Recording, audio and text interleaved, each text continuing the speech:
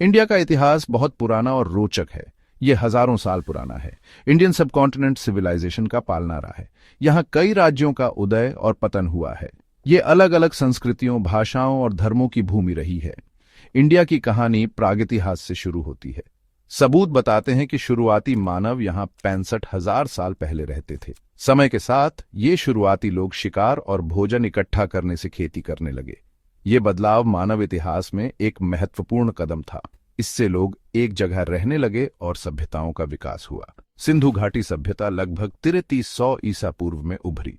ये Indian subcontinent के उत्तर पश्चिमी हिस्से में फली फूली। ये सभ्यता अपने शहरी नियोजन, उन्नत जल निकासी व्यवस्था और बेहतरीन कला और शिल्प के लिए जानी जाती थी। 20वीं सदी की शुरुआत में सिंधु घाटी सभ्यता की खोज ने प्राचीन भारत के बारे में हमारी समझ को बदल दिया। इसने दिखाया कि प्राचीन दुनिया में इंडिया नवाचार और विकास का केंद्र था। 1900 ईसा पूर्व के आसपास सिंधु घाटी सभ्यता के पतन ने एक नए युग की शुरुआत की। इसने इंडो आर्यन लोगों के आगमन और वैदिक काल की शुरुआत का मार्ग प्रशस्त किया। इंडिया का प्रागैतिहास एक विशाल और आकर्षक काल है। इसमें पाषाण युग शामिल है, एक ऐसा समय जब मानव पत्थर के औजारों का इस्तेमाल करते थे। मध्य भारत में भीमबेटका जैसी जगहों से मिले पुरातात्विक सबूत इन शुरुआती मानवों के जीवन की झलक दिखाते हैं। ये रॉक शेल्टर प्राचीन चित्रों को प्रदर्शित करते हैं। वे जानवरों, शिकार के दृश्यों और दैनिक जीवन को दर्शाते हैं। पाषाण युग से नवपाषाण काल में परिवर्तन महत्वपूर्ण था। इसने कृषि को अपनाने का संकेत दिया। इस बदलाव के कारण लोग एक जगह बस गए और जानवरों को पालतू बनाया जाने लगा। मेहरगढ़, जो आज के पाकिस्तान में स्थित है, एक महत्वपूर्ण पुरातात्विक स्थल है। यह इंडियन उपमहाद्वीप में प्रारंभिक कृषि और पशुपालन का प्रमाण प्रदान करता है। कृषि के विकास से जनसंख्या में वृद्धि हुई। इससे गांवों और अंततः शहरों का उदय हुआ। इस परिवर्तन ने सभ्यताओं के उदय का मार्ग प्रशस्त किया। दुनिया की सबसे पुरानी सभ्यताओं में से एक सिंधु घाटी सभ्यता इसी संदर्भ में उभरी।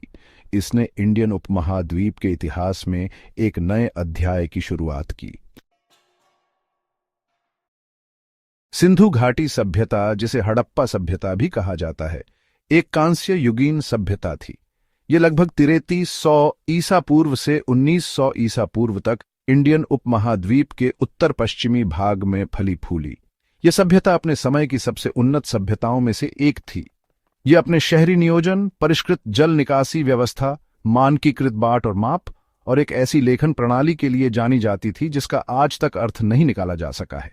सिंधु शहर शहरी नियोजन के चमत्कार थे। उनके पास सड़कों की एक ग्रिड प्रणाली, पकी हुई ईंटों से बने 2 मंजिला घर और मोहनजोदड़ो में ग्रेट बाथ जैसे प्रभावशाली सार्वजनिक कार्य थे।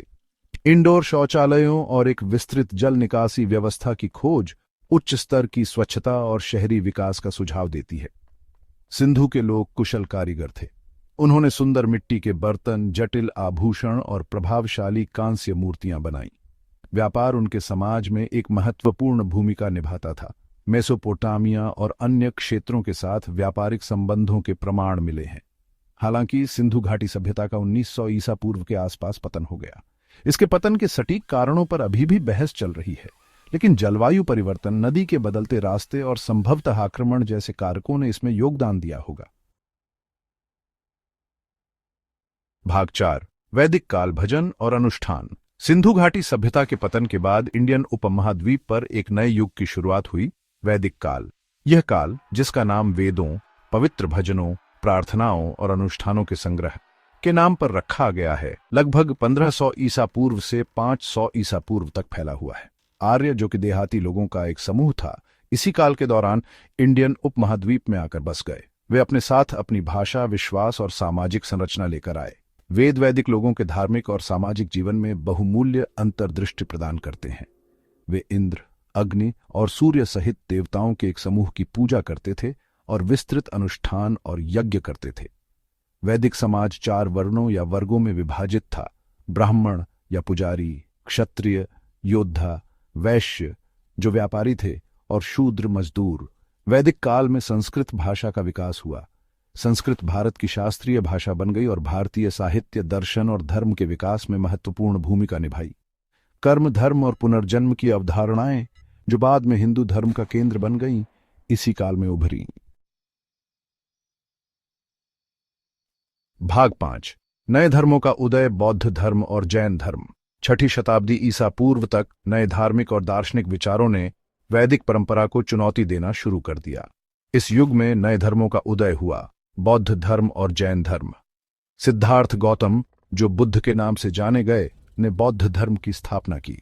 एक शाही परिवार में जन्मे, उन्होंने ज्ञान प्राप्त करने के लिए अपने विशेषाधिकार प्राप्त जीवन का त्याग कर दिया। उन्होंने ध्यान और आत्मचिंतन के माध्यम से इसे प्राप्त किया। बुद्ध ने 4 आर्य सत्यों का प्रचार किया, जिन्होंने दुख की सार्वभौमिकता और अष्टांगिक मार्ग के माध्यम से इससे मुक्ति के मार्ग पर जोर दिया। बौद्ध धर्म ने जाति व्यवस्था को खारिज कर दिया और करुणा, अहिंसा और नैतिक आचरण पर जोर दिया। जैन धर्म, जिसकी स्थापना महावीर ने की थी, वह भी 6ठी शताब्दी ईसा पूर्व के आसपास उभरा। बौद्ध धर्म की तरह जैन धर्म ने अहिंसा, सच्चाई और असक्ति पर जोर दिया। जैन सभी जीवित प्राणियों की पवित्रता में विश्वास करते हैं और सख्त शाकाहार का अभ्यास करते हैं।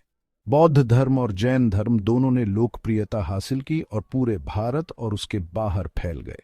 उन्होंने जीवन के सभी क्षेत्रों के अनुयायियों को आकर्षित किया, आध्यात्मिक मुक्ति का मार्ग प्रदान किया और मौजूदा सामाजिक पदानुक्रम को चुनौती दी।